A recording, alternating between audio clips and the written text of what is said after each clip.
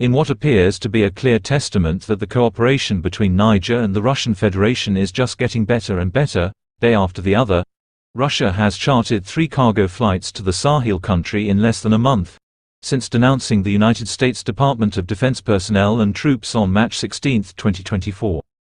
In the flights, Russia has been transporting various military equipment, including an anti-aircraft defense system that was on the first flight, which arrived in mid-April, while accompanied by several instructors from the Russian army to Niamey.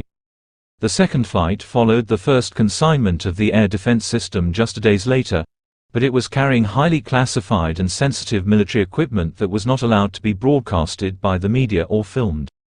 Then on this Saturday of May 4, 2024, Nigerians witnessed the arrival of the third flight, which in addition to military equipment and instructors that it was carrying, also transported a large quantity of various food and essential products for Niger.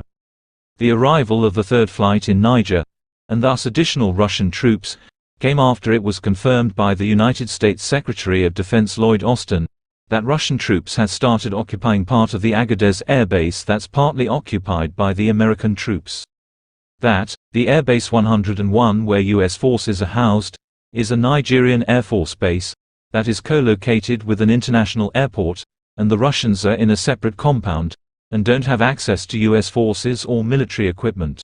About Niger and Russians being in the same space that we're in Niger. I think you know that Air Base 101, where our forces is a Nigerian Air Force base that is co-located with an international airport in the capital city. The Russians are in a separate compound and don't have access to U.S. forces or access to our equipment.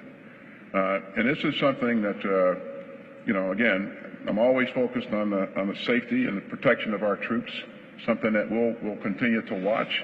But right now, I don't see a significant issue here in terms of our force protection.